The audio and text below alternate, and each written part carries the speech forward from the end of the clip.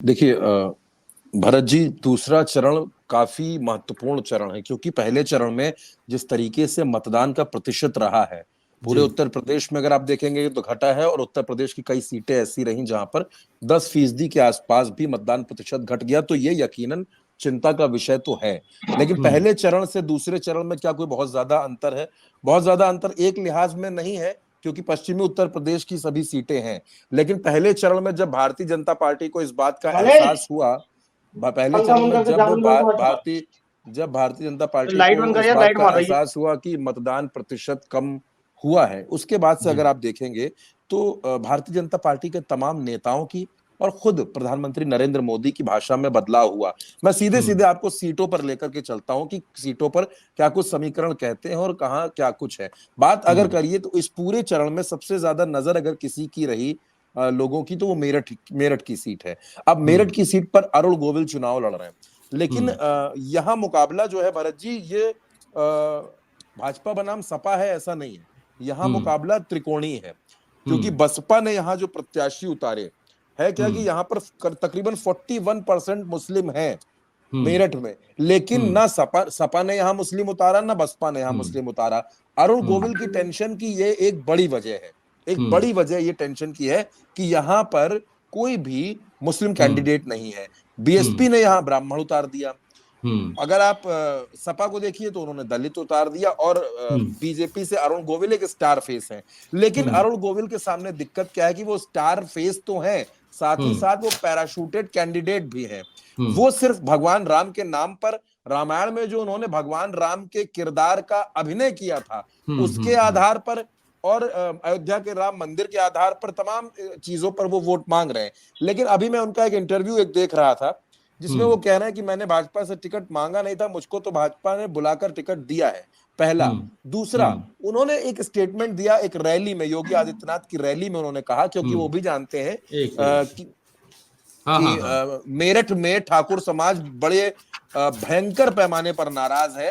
तो अरुण हाँ, गोविल को बाकायदा, जबकि चुनाव आयोग की गाइडलाइंस है, वो तो छोड़ दीजिए, भाजपा चुनाव आयोग की गाइडलाइंस का कोई पालन नहीं कर रही है। हुँ, अरुण गोविल मंच से ये बात कहते हैं कि मेरी पत्नी श्रीलेखा जो है वो ठाकुर हैं, चौहान ठाकुर हैं, और जब मैं हुँ, घर जाता हूं तो मुझे ठकुराइन का गुस्सा देखना पड़ता है। हुँ, यानी वो हुँ, ये भी समझ रहे हैं कि ठाकुर समाज नाराज है। तो हुँ, मेरठ की सीट भारतीय जनता पार्टी के लिए आज की तारीख में, मेरी नजर में, मेरी समीक्षा में फंसी हुई सीट है। वहां पर भारतीय जनता पार्टी प्लस में नहीं है, बल्कि त्रिकोणीय मुकाबले में फंसी हुई है। हुँ, दूसरी एक हुँ। सीट है भरत जी इस चरण में, यानी गाजियाबाद जैसे की सीट। पहले का ये बात कही जा रही थी कि भारतीय जनता पार्टी के लिए बड़ा आसान है, इस बार जो है विपक्ष उतना खुलकर नहीं है, लेकिन दूसरे चरण की पहली सीट पर हम चर्चा कर रहे हैं और पहली सीट है मेरठ। मेरठ के ऊपर अरुण गोविल की सीट फंसी हुई है। वो भले ही हाथ में राम जी की तस्वीर लेकर चल रहे हों, भले ही चुनाव आयोग उनकी तरफ ना देख रहा हो, भले ही चुनाव आयोग का अप्रत्यक्ष समर्थन उनके साथ हो, लेकिन सीट फिर भी फंसी हुई है। जी चंद्रकांत जी, अगला। अब देखिए, मेरठ में एक फैक्टर, जी, दो फैक्टर और हैं। जी। राजेंद्र अग्रवाल 3 बार के सांसद थे, उनका टिकट काट दिया गया, हाँ, तो हाँ, वो हाँ, नाराजगी अरुण गोविल को हाँ, झेलनी पड़ेगी। दूसरा हाँ, एक यहाँ पर बड़ा फैक्टर है याकूब कुरैशी, हाँ, हाजी हाँ, याकूब कुरैशी बहुत बड़ा फैक्टर है, और मैंने जैसा कि हाँ। कहा 40% मुस्लिम है, तो हुँ, याकूब कुरैशी एक डिसाइडिंग फैक्टर हो सकते हैं मेरठ की सीट पर। वो बीएसपी को चुनाव लड़ा रहे हैं, लेकिन इंटरनली रिपोर्ट ये है कि वो सुनीता वर्मा, योगेश वर्मा की मदद कर रहे हैं अंदर हुँ। अंदर। अब अगर इन और तमाम मेरठ पर एक चीज और ध्यान देने वाली बात है कि मुस्लिम प्रत्याशी कोई नहीं है, तो इसका बहुत बड़ा, चंद्रकांत जी जो आप बता रहे हैं, इसका बहुत बड़ा असर हाँ, पड़ेगा, क्योंकि अब मुस्लिम एक पक्ष होता हुआ दिखाई देगा और वो उस पक्ष को वोट करेगा जो भारतीय जनता पार्टी को हरा रहा होगा। और भारतीय जनता पार्टी को हराने वाला पक्ष आपको कौन सा दिखाई दे रहा है मेरठ के ऊपर? देखिए, भारतीय जनता पार्टी को हराने का पक्ष यह कि मेरठ में अरुण गोविल पिछले 50 से 55 सालों से मेरठ से कटे हुए थे। हुँ, उनका हुँ, मेरठ से कोई टच नहीं था। जो हुँ, हुँ, लोकल लीडरशिप है मेरठ में, जो हुँ, लोकल लीडरशिप है, वो हुँ, उनके अगेंस्ट चल रही है। जैसे हुँ, कानपुर में भी यही चल रहा है, कानपुर हुँ। में भी रमेश अवस्थी नहीं, के नहीं, खिलाफ। कानपुर पे आएँगे, कानपुर पे नहीं, आएँगे ये। मैं एक बात का जिक्र कर रहा हूं कि ये जो पैराशूटेड कैंडिडेट्स दिए गए हैं ना, इनका विरोध लोकल बीजेपी कर रही है। हालांकि वो बहुत ज्यादा खुलकर नहीं कह पा रहे, आप भी जानते हैं, हम भी जानते हैं कि वो क्यों नहीं कह पा रहे। भरत जी, अगर मैं इसके आगे आपको मैं गाजियाबाद लेकर के चलूंगा, लेकिन उससे पहले मैं अमरोहा पे बात करना चाहता हूं। अमरोहा में ये सीट कांग्रेस के खाते में है। दानिश अली यहां से चुनाव लड़ रहे हैं, अलायंस है, पिछली बार बसपा से सांसद बने थे। अब बसपा की पूरी कोशिश है, पूरी कोशिश है कि चाहे जो कुछ हो जाए, दानिश अली को चुनाव हरवाना है। मायावती खुद ये स्टेटमेंट आकर के अमरोहा में देकर के गई, उन्होंने दानिश अली को गद्दार कहा है। और दानिश अली यहां पर चुनाव लड़ रहे हैं, लेकिन यहां पर दानिश अली के सामने मुसीबत यह है कि बसपा ने मुजाहिद हुसैन को टिकट दे दिया है। अब मुजाहिद हुसैन भी मुस्लिम है, उधर बीजेपी से कंवर सिंह तंवर चुनाव लड़ रहे हैं। अब अमरोहा में जो बातें हो रही हैं, वो दानिश अली ने जिस तरीके से बसपा से जीतने के बाद वो कांग्रेस में गए, इसको लेकर दानिश अली से भयंकर, जिसको कहते हैं ना, मतलब ग्राउंड लेवल पर, ग्रास रूट लेवल पर अमरोहा में दानिश अली से इस बात पर नाराजगी है। तो अमरोहा की सीट पे आज की तारीख में बीजेपी प्लस में है। वहां बसपा ने ऐसा गेम बिगाड़ा है कि कंवर सिंह तंवर का चुनाव ठीक हो गया है। कंवर सिंह तंवर का चुनाव आज की तारीख में ठीक है, और दानिश अली वहां पर नुकसान झेल जाएंगे इस बार। भरत जी, जो वहां पे ग्राउंड रिपोर्ट आ रही है, लोग उनसे खुश नहीं है, लोग उनसे नाराज है। लोकल इश्यूज उन्होंने हल नहीं किए, क्षेत्र में काम नहीं किया, ये भी लोगों का कहना है। और जब चुनाव आया तो जिस पार्टी से जीते थे उसको धोखा देकर वो दूसरी तरफ चले गए। इस बात की नाराजगी है, नाराजगी इस बात की है कि आप बसपा से जीते, आप दूसरे दल में गए, ये तो चलिए एक सैद्धांतिक विरोध हो सकता है, लेकिन विरोध इस बात का है कि अमरोहा में छोटे छोटे काम नहीं हुए भरत जी।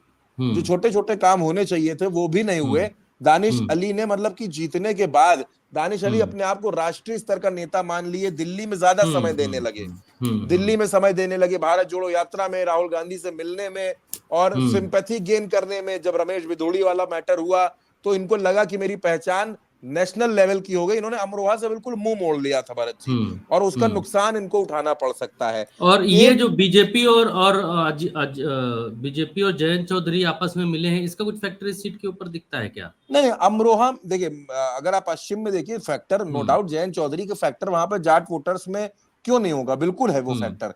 लेकिन क्या अगर आप पश्चिम में इस चरण में आप देखेंगे, इस चरण में आपको काफी रोचक चीजें जानने को मिलेगी कि कम से कम 3 से 4 सीटें ऐसी हैं जहां पर बीएसपी ने खेल बिगाड़ दिया है।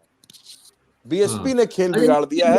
एक चीज और है, जब 8 सीटों पर चुनाव हो रहा है पश्चिम की दूसरे चरण में, इनमें अमरोहा ही एक ऐसी सीट थी पिछली बार जो जीते थे अखिलेश और बहन जी के पाले में। ये सीट थी और इसी एक ही सीट पर जीते थे, बाकी की 7 पर बीजेपी जीती थी। लेकिन इस बार समीकरण बहुत ज्यादा बदलते हुए दिखाई दे रहे हैं। अमरोहा में तो गुड़ागणित बहुत ज्यादा अच्छा नहीं है इंडिया का, लेकिन बाकी सीटों पर भारतीय जनता पार्टी को पानी पिलाकर रखा है। बिल्कुल, मैंने बताया ना, मेरठ में सीट फंस गई है। तीसरी सीट पे आप आ जाइए, तीसरी सीट पे गाजियाबाद वो सीट है जो सर्वाधिक, मतलब आप ये समझ लीजिए, चर्चाओं में रही है इस वजह से, क्योंकि पूरे देश में जो आपने ठाकुर महापंचायतें देखी हैं, उसमें एक रीजन वीके सिंह का टिकट कटना था। और वीके सिंह वो नेता हैं, वो सांसद हैं जो देखिए, गाजियाबाद में पिछले 3 चुनाव में भाजपा बैक टू बैक जीतती चली आ रही है, तीनों बार ठाकुर नेता वहां सांसद बने। वीके सिंह की लीड 9 लाख वोटों की थी, प्रधानमंत्री 7-7.5 लाख लीड के आसपास थे, यानी मोदी जी से बड़ी जीत वीके सिंह की थी। वीके सिंह कोई विवादित चेहरा नहीं थे, और वीके सिंह का टिकट काटना इस सीट पर भारतीय जनता पार्टी को काफी मुश्किलों भरा हो सकता है, क्योंकि ठीक ठाक ठाकुर मतदाता गाजियाबाद में रहते हैं। लेकिन गाजियाबाद में अगर आप देखिए तो बीएसपी ने नंद किशोर तो गाजियाबाद में जब भारतीय जनता पार्टी ठाकुर मतदाता ज्यादा हैं, तो ये पहले पता चल गया था क्या कि ठाकुर मतदाता इस बार बहुत नाराज हैं, गाजियाबाद में खेल बिगाड़ देंगे, तो गर्ग को टिकट दे दिया? नहीं, बीजेपी इस बात को अच्छी तरीके से समझ रही है। अभी तक जो बीजेपी का मानना था कि ठाकुर, वीके सिंह ठाकुर जरूर है, जाति के ठाकुर हैं, लेकिन ठाकुर का मतलब क्या होता है? ठाकुर का मतलब उत्तर प्रदेश की राजनीति में है वर्चस्व वाला ठाकुर, वरना ठाकुर तो राजनाथ सिंह भी हैं, लेकिन वर्चस्व के ठाकुरों में अगर आप देखेंगे तो उनकी बात होती है फिर ब्रजभूषण शरण सिंह जैसे ठाकुरों के तौर पर, मतलब प्रभावशाली ठाकुर। वीके सिंह ठाकुर है, लेकिन वो भौकाल वाले या प्रभाव वाले ठाकुर नहीं है, वो सिर्फ नाम के ठाकुर हैं। और भाजपा को लगा कि इनका टिकट काटने में कोई नुकसान नहीं है, लेकिन जब ठाकुर समाज में ये मैसेज क्रिएट हो गया कि ठाकुरों के टिकट जानबूझकर काटे जा रहे हैं। अगर आप देखिए पहले चरण में 28 सीटें, जो पूरे पश्चिमी उत्तर प्रदेश में 27-28 सीटों का एक समीकरण बनता है, उसमें एक टिकट दिया गया था कुंवर सर्वेश सिंह को, मुरादाबाद से जो चुनाव लड़े, जिनका निधन हो गया, वो एक ठाकुर थे। अब वीके सिंह का आपने टिकट काट दिया।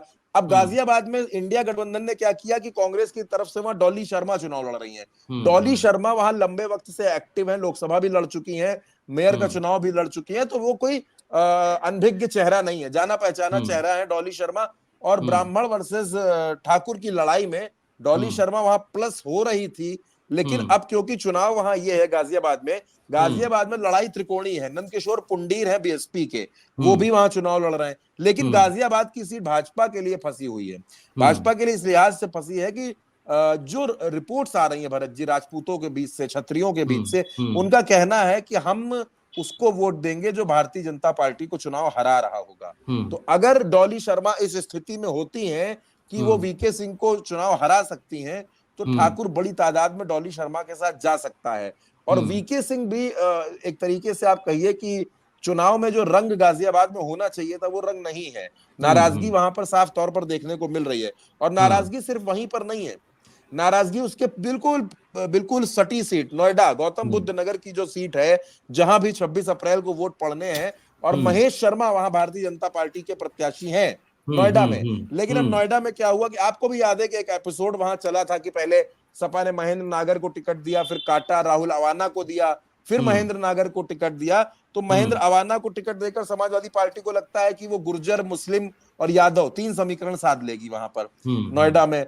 और वहां पर जो ये प्रत्याशी हैं भारतीय जनता पार्टी के महेश शर्मा को लगता था कि वो चुनाव जीत लेंगे आसानी से, और महेंद्र नागर उनका कोई बहुत ज्यादा नुकसान नहीं कर पाएंगे। लेकिन बसपा ने यहाँ पर एक बड़ा गेम किया। बसपा ने यहाँ जो नोएडा में टिकट दे दिया, वो टिकट दे दिया ठाकुर प्रत्याशी को।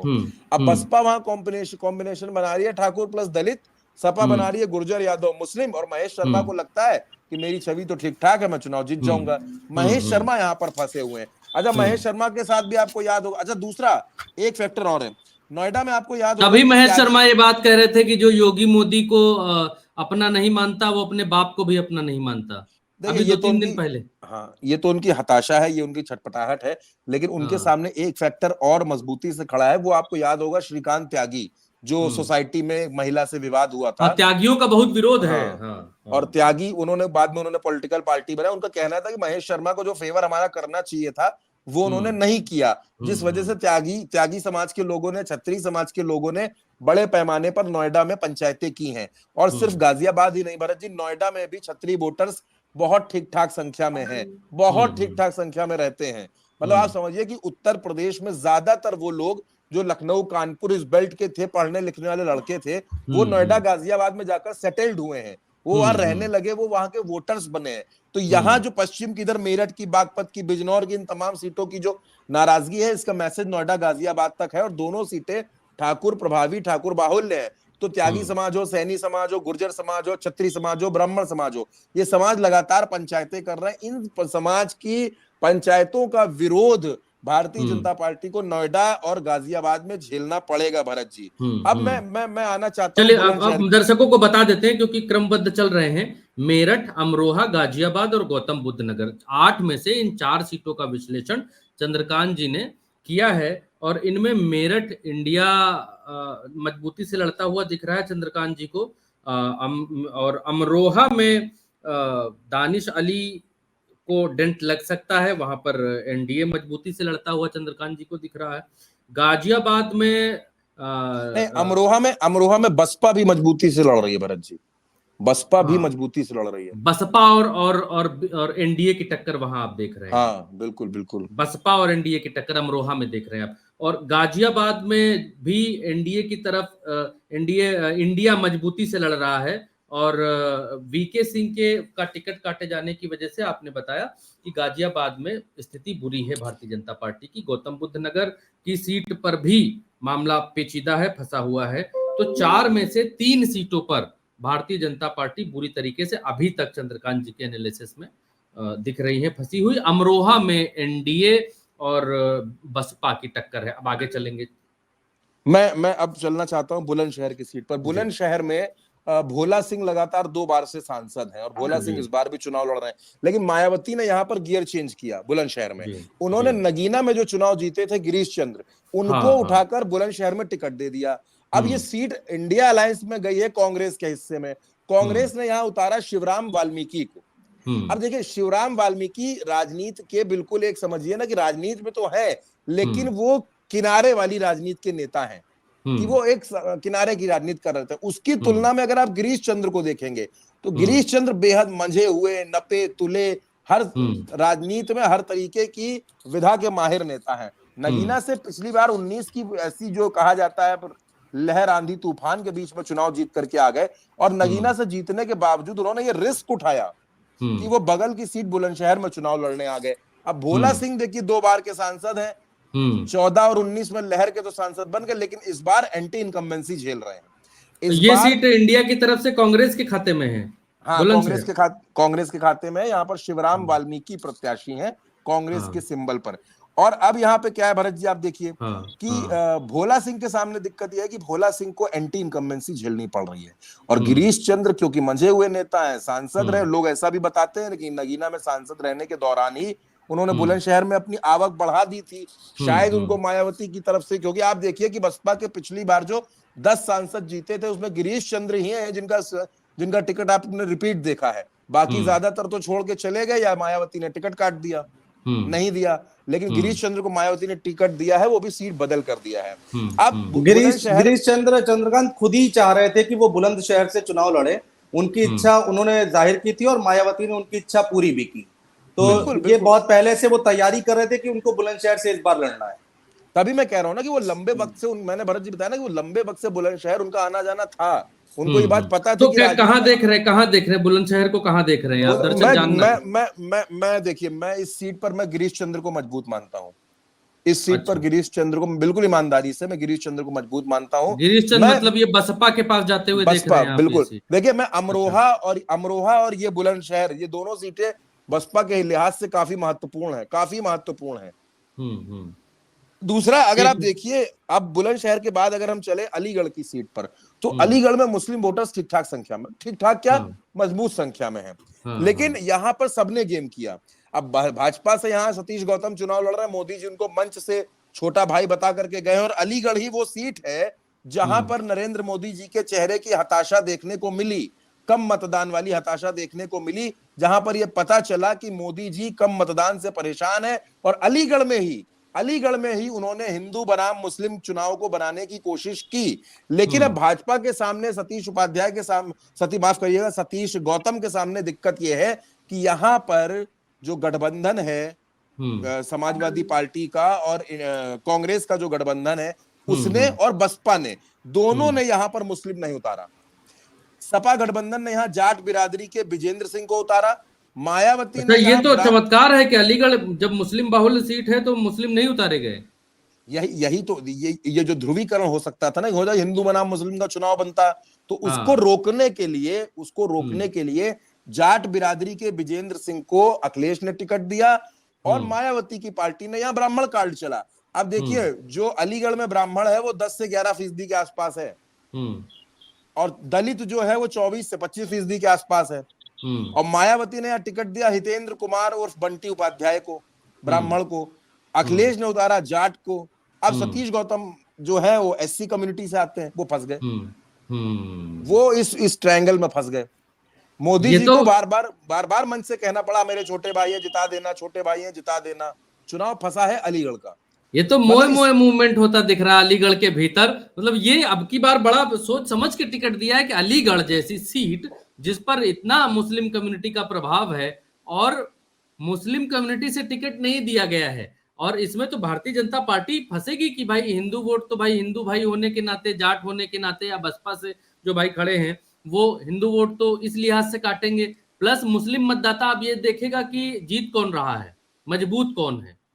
देखिए, मुस्लिम मतदाता बिल्कुल ये देखेगा, लेकिन आपको मैं एक बात और बता दूं, मुस्लिम मतदाता यहाँ बसपा के साथ जाने के बजाय सपा के साथ जाना ज्यादा पसंद करेगा, क्योंकि अच्छा। मुसलमानों में एक फैक्टर और काम करता है। मुसलमान हाँ अगर ये देख लेता है कि ब्राह्मण एक तरफ जा रहा है, हाँ, ये अब हो सकता है कि मेरी इस बात पर लोग आपत्ति करें, लेकिन ये फैक्ट है यूपी की हाँ, पॉलिटिक्स का कि हाँ, अगर मुस्लिम ये देखता है कि ब्राह्मण एक तरफा होकर कहीं जा रहा है, तो फिर हाँ। मुस्लिम वहां एक तरफा नहीं जाता, अच्छा, वो एक तरफा नहीं जाता। मुस्लिम सिर्फ नहीं, ऐसी मेरी स्थिति। मेरी जितनी जानकारी है इस बार के चुनाव में चंद्रकांत, मुस्लिम कम्युनिटी के बीच जो मीटिंगें हुई हैं, जो व्हाट्सएप मैसेजेस सर्कुलेट हुए हैं, या मुस्लिम कम्युनिटी को जो इंगित किया गया है, मैसेजिंग हुई है, वो ये हुई है, और ये बहुत गुप्त बात है। मैंने कई लोगों से बातचीत की, उसके बाद ये जानकारी। इस बार क्या है, पिछली बार के पैटर्न में हमने देखा कि कहा गया कि इस बार जो है वोट मुसलमानों का सपा की तरफ झूम के जा रहा है ना। फिर ऐसी बातें हुई कि इस पर्टिकुलर पार्टी को जा रहा है, लेकिन इस बार ये पैटर्न मुस्लिम कम्युनिटी के बीच स्थापित हुआ है, बना है कि इस बार अपने अपने इलाके में उसको वोट करेंगे जो भारतीय जनता पार्टी को हरा रहा होगा, चाहे वो एआईआईएम का ही कैंडिडेट क्यों ना हो, वोट उसी को करेंगे जो बीजेपी को हराने का वहां से मादा रख रहा होगा। तो ये बात तो सच है। अब अलीगढ़ में आप कह रहे हैं कि सपा के साथ, इंडिया के साथ जाना चाहेगा बसपा, नहीं नहीं, बनिस्बत इसमें बसपा इसमें के एक साथ। फैक्ट और है, इसमें एक बात और है भरत जी। जी। मान ली आपकी ये बात बिल्कुल ठीक है कि मुसलमानों के बीच में ये मैसेज है कि जो हरा रहा हो उसके साथ जाओ, लेकिन ये हाँ, फैक्टर हर सीट पर नहीं चल सकता। अगर हर हाँ, सीट पर ये फैक्टर चलेगा तो नुकसान कर जाएगा। मान लीजिए हाँ, किसी लोकसभा सीट में 5 विधानसभा सीटें हैं, सपा हाँ, का प्रत्याशी 3 सीटों पर अच्छा लड़ रहा है तो मुसलमान उसके साथ चला जाएगा, लेकिन हाँ, बाकी 2 सीटों पर बसपा अच्छी लड़ रही है तो मुसलमान उसके साथ चला जाएगा। ऐसी हाँ, स्थिति में तो मुस्लिम वोट बिखर गया, बिखराव हो हाँ, गया, फिर हाँ, दोनों जीतने वाली स्थिति में नहीं रहेंगे। तो हाँ, ऐसा ये भी चल रहा है कि टोटल देखा जा रहा है कि सीट पर अच्छा चुनाव कौन लड़ेगा भाई, हाँ। सीट पर जो अच्छा चुनाव लड़ रहा है उसको वोट दो। हमारी विधानसभा में कौन अच्छा लड़ रहा ओके, है उस पर ओके, फोकस मत करिए। तो ओके, चलिए, अलीगढ़ उस अलीगढ़ लिहाज हो में गई। है, अलीगढ़ है। आखिरी सीट है मथुरा की सीट। हम्म, मथुरा की सीट में मुझे ऐसा लगता है कि जो प्रत्याशियों का चयन हुआ, हम्म, इंडिया गठबंधन की तरफ से जो प्रत्याशियों का चयन है या बसपा की तरफ से जो प्रत्याशियों का चयन है, मुझे पता नहीं क्यों ऐसे लगता है कि मथुरा का सिलेक्शन करने में कुछ लापरवाही हुई, हम्म, क्योंकि ये सीट कांग्रेस के खाते में है। मथुरा की सीट हम्म। समाजवादी पार्टी के गठबंधन में तो आप क्या कांग्रेस के कहना खाते चाहते हैं, में। हेमा मालिनी मजबूत है यहाँ आज की तारीख में हेमा मालिनी मजबूत है। मथुरा में? देखिए हेमा, देखिए आप बात समझिए भरत जी, एक हम्म, छोटी सी हम्म, बात है। हेमा हम्म, मालिनी 2 बार से वहां सांसद है, तीसरी हम्म, बार वो चुनाव लड़ रही है। मथुरा हम्म, में विकास के लिए बहुत ज्यादा उनसे सवाल उठते नहीं है। क्यों? उसके हम्म, पीछे रीजन है। उसके हम्म, पीछे रीजन ये है कि मथुरा के लोग विकास के लिए सिर्फ लखनऊ की तरफ देखते हैं, यूपी में हाँ, लखनऊ की तरफ देखते हैं कि राजधानी से हमारा विकास होगा, और हमारा हाँ। विकास नहीं, करने के लिए मथुरा को डायरेक्ट। और अच्छी तरीके से बताएंगे, योगेश जी तो रहने ही वाले हाँ वहीं के हैं। बिल्कुल, वो राम तो वो पूरा जन्मभूमि के समीकरण। बगल में ही घर है इनका। हाँ। और बसपा ने यहाँ जाट बिरादरी से आने वाले एक अधिकारी रहे आईआरएस सुरेश सिंह, उनको हम्म, उतार दिया, और मुकेश धनगर। वहां पे एक हम्म, मुद्दा चलाया जा रहा है इस चुनाव में, हालांकि हर चुनाव में वो मुद्दा चलेगा, वो लाजमी है हम्म, कि हेमा मालिनी बाहरी है। हेमा मालिनी बाहरी है और हेमा मालिनी हाँ, को यहाँ की गलियों की पहचान नहीं है, हेमा मालिनी यहाँ हाँ, से रूबरू नहीं है। और हाँ, हेमा मालिनी ने बहुत ज्यादा एक्टिवली पार्ट नहीं लिया हाँ, लोकसभा में मथुरा के मुद्दों को लेकर। लेकिन हाँ। अब मथुरा, क्योंकि क्या है ना कि मथुरा भारतीय जनता पार्टी का नई पॉलिटिकल डेस्टिनेशन है अयोध्या के बाद, अयोध्या के बाद, ओके। तो वो है। मुझे ऐसा आज की तारीख में मथुरा को थोड़ा सा प्लस मानता हूं बीजेपी के लिए। हाँ, बाकी एक बागपत रह गई है अभी, बागपत। बागपत की सीट, माफ करिएगा, बागपत की सीट अगर मुझसे छूटी। बागपत की सीट में क्या है भरत जी, देखिए ये सीट हाँ, आरएलडी के साथ गठबंधन में है भारतीय जनता पार्टी, और आरएलडी का वहां पर गठबंधन है, जो जयंत नहीं, ये भी चौधरी कहा जा वाकफ। रहा है कि ये पहली बार है कि चौधरी चरण सिंह के खानदान का कोई आदमी इस सीट के ऊपर चुनाव नहीं लड़ रहा है, हाँ, गठबंधन बीजेपी के होने के बाद भी। ये दशकों की राजनीति में ये भरत जी हुआ है कि वहां हाँ। पर कोई चुनाव नहीं लड़ रहा है, लेकिन बागपत की सीट 47 आप 47 साल बाद, 47 47 साल साल हो में, गए। 47 में ऐसा हम्म। हुआ है। तो अब आप समझिए कि बागपत का जो पूरा चुनाव है वो और आरएलडी की। ये किसके पास, भाजपा के पास गई है ना बागपत की ये सीट? नहीं, नहीं नहीं नहीं आरएलडी नहीं, नहीं। आरएलडी आरएलडी के आरएलडी के पास है। खाते हैं। आरएलडी को अच्छा। 2 सीटें, आरएलडी को 2 सीटें मिली थी, उन सीटों में बागपत एक सीट है। अब हाँ। देखिए भरत जी, क्या है कि बागपत के समीकरण कुछ ऐसे हैं कि बागपत पश्चिमी उत्तर प्रदेश की सियासत में जिस अच्छा, अगर तरीके आप से। लोग कुछ बीच में सही करना चाहते हो, दुरुस्त करना चाहते हो, तो कर सकते हैं। ऐसा नहीं है कि बोल नहीं सकते हैं, कोई नियम नहीं है ऐसा कि एक ही आदमी बोलेगा।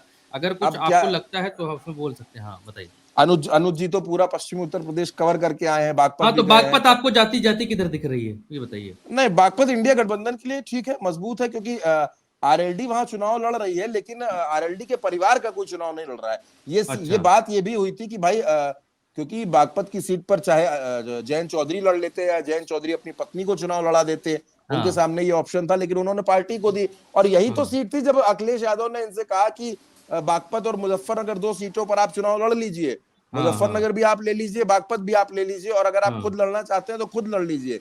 लेकिन हाँ। जयंत चौधरी उसके लिए उस वक्त तैयार नहीं हुए। आज इन्होंने ये सीट अपने प्रत्याशी उतार दिया। लेकिन बागपत की सीट पर अगर आप देखेंगे तो इनके सांसद हुआ करते थे बागपत के सत्यपाल सिंह।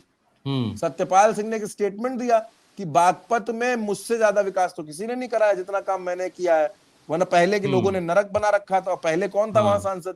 चौधरी अजीत सिंह। पहले हाँ, कौन था ये वहां इस बात सांसद? की नाराजगी देखी जा रही कि चौधरी अजीत सिंह के जो है खानदान को, परिवार को भारतीय जनता पार्टी वाले वहां नीचा दिखा रहे हैं कि यहाँ अब तक कुछ नहीं किया, कुछ नहीं हुआ। जयंत चौधरी खुद चुनाव हारे थे पिछली बार, बागपत से ही तो हारे थे। हाँ। 19 का हाँ। चुनाव हाँ। बागपत से ही जयंत चौधरी हारे थे। हाँ। और चौधरी चरण सिंह इस सीट के 3 बार सांसद रहे, अजीत सिंह 6 से 7 बार इस सीट के सांसद रहे। और जयंत चौधरी को आज ये सुनना पड़ रहा है कि यहाँ पर लोगों ने नरक बना रखा था बागपत को। विडंबना, देखिए विडंबना बागपत की सीट पर यही है, या फिर यूं कहें कि जहां पर पश्चिमी उत्तर प्रदेश में विडंबना यही है कि अभी कुछ दिनों पहले अजीत सिंह को हराया भारतीय जनता पार्टी के लोगों ने। अजीत सिंह के लोगों ने जयंत चौधरी के लोगों ने जो है बीजेपी के लोगों को हराया कुछ दिनों पहले। और अब यहाँ पर जिनको बीजेपी के लोगों ने हराया है, अब वो बागपत में उन्हीं को जिताएंगे। विडंबना तो यही है। ये पूरे पश्चिमी उत्तर प्रदेश में है। तो यहाँ पर जो सपोर्टर हैं वो थोड़ा कंफ्यूज दिखाई दे रहे हैं भरत भाई, कि अभी हम हरा रहे थे, अब हम जिता रहे हैं, अब हम जिता रहे थे, उस समय हरा रहे थे।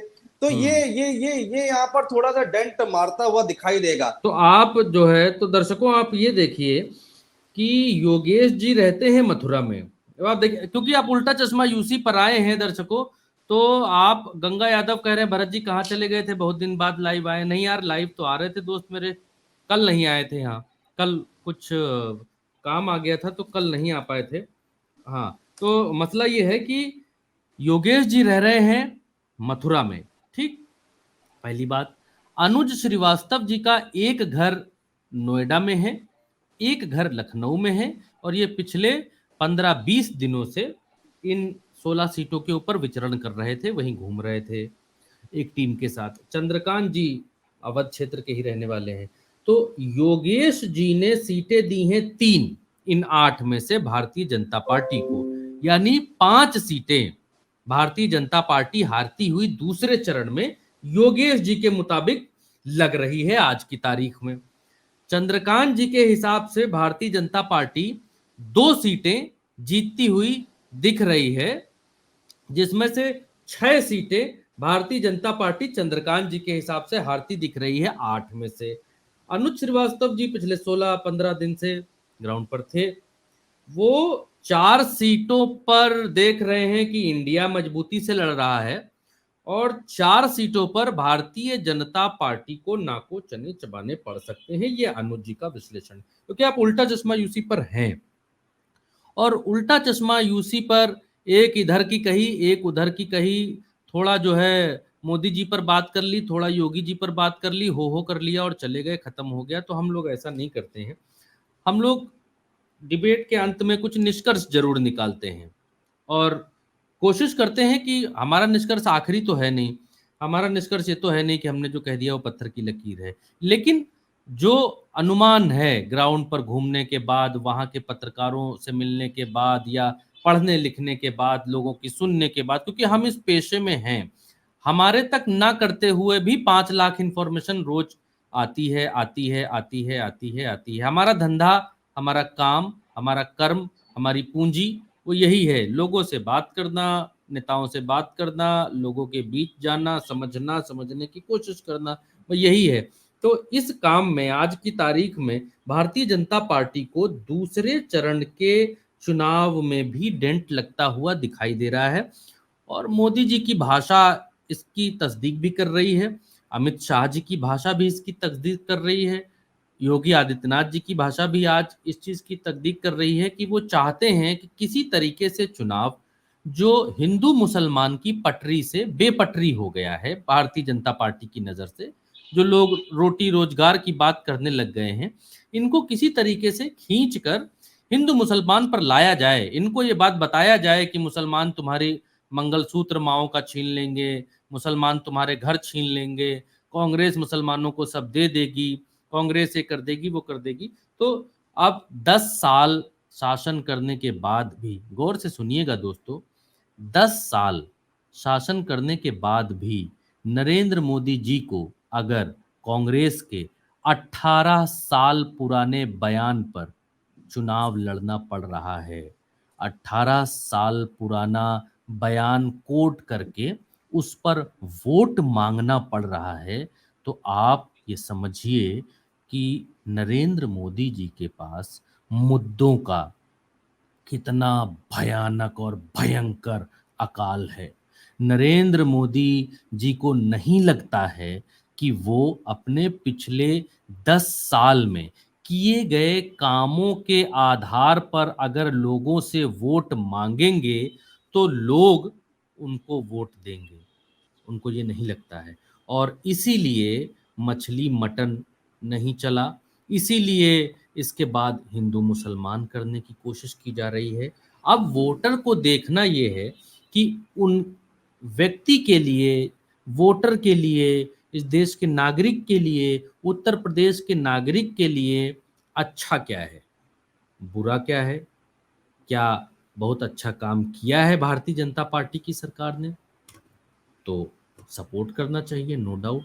और अगर आपको ये बात लगती है कि इतने दिन में सिर्फ और सिर्फ बेवकूफ बनाया गया है और चुनावों में 18 साल पहले के भाषण पर आज आपसे वोट मांगा जा रहा है, भाषण के दम पर वोट मांगा जा रहा है 18 साल पहले वाले भाषण को, तो होशियार हो जाइए, सजग हो जाइए, क्योंकि आपके घर का लोन तेल लकड़ी, आपके आपके घर की प्रोग्रेस, उन्नति सिर्फ भाषण के दम पर नहीं हो पाएगी। वो किसी भी पार्टी का नेता हो, चाहे वो सपा का, बसपा का, आम आदमी पार्टी का, कांग्रेस का, बीजेपी का। भाषण के दम पर आप 5 साल आपने सरकार निकाल दी, 10 साल निकाल दी, 20 साल निकाल देंगे, 40 साल, कब तक भाषण के दम पर आप समय निकालेंगे। अगर सिर्फ राष्ट्रवाद के नाम पर ही और अगर सिर्फ और सिर्फ हिंदू मुसलमान के नाम पर ही, धर्म के नाम पर ही सरकारें चल जाती तो श्रीलंका के भीतर वोटर्स को प्रधानमंत्री के घर में घुसना नहीं पड़ता, प्रधानमंत्री को श्रीलंका छोड़कर भागना नहीं पड़ता। सिर्फ और सिर्फ श्रीलंका नहीं है, ऐसे तमाम देश हैं जिनको धार्मिक आग में कई सालों तक झोंका गया, अंत में जनता ने विद्रोह किया। तो भारत एक लोकतांत्रिक देश है। अगर आप यहाँ पर उन्नति, प्रोग्रेस के साथ को ही विकास मानते हैं, उसके साथ चलना चाहते हैं, तो फिर आप पूछना सीखिए, बोलना सीखिए, देखना सीखिए कि जो 100 स्मार्ट सिटी हैं वो आपके अगल बगल कहाँ पर बनाई गई हैं। क्या 100 स्मार्ट सिटी आपको दिख रही हैं? अगर आप गंगा किनारे रहते हैं तो एक बार नज़र डालकर देखिए कि क्या वाकई गंगा साफ हो गई है। अगर आप नौकरी पेशा हैं तो आप इस बात को देखिए कि क्या काला धन आ गया है। और मोदी जी ने जो बात अपने मुंह से कही थी कि इतने इतने % नौकरी पेशा लोगों का बढ़ जाएगा, काला धन आ जाएगा, तो क्या बढ़ गया है? और क्या विदेश जो भाग गए देश का धन लूटकर, क्या वो सब लोग वापस आ गए हैं? जो मुद्दे नरेंद्र मोदी जी के आज से 10 साल पहले थे, आज से 5 साल पहले हैं, वो मुद्दे गायब क्यों हो गए हैं? क्यों आपको हिंदू मुसलमान में झोंकना पड़ रहा है? क्यों काला धन से कुछ हुआ नहीं, काला धन आया नहीं, या क्यों ये कहा गया कि 15 लाख, या क्यों कहा गया कि 2 करोड़ नौकरी, क्या वो सब हुआ है? सोचिए, दिमाग से सोचिए और फिर हिंदू मुसलमान की भावनाओं में उलझिए, बहिए, क्योंकि ये समय 5 साल के बाद आता है। ये आपका समय है, आप इसको दिमाग से सोचिए, जो आपकी प्रोग्रेस के लिए, आपकी बेहतरी के लिए, आपके बच्चों के भविष्य के लिए बेहतर हो, उसे चुनिए। हिंदू मुसलमान के नाम पर वोट मत दीजिए। क्योंकि ये देश 70-78 साल से चल रहा है, प्रोग्रेस कर रहा है। तब से चल रहा है जब हमारे पास सुई बनाने की औकात हमारी नहीं थी, और आज हम विश्व गुरु बनने के लेवल पर खड़े हुए हैं। तो ये किसी एक नेता की जागीर नहीं है, हिंदुस्तान हिंदुस्तानियों का है। अभी मुझे लगता है कि इस चर्चा में इतना ही। वोट हमेशा सोच समझ कर कीजिए। इजाजत दीजिए, नमस्कार।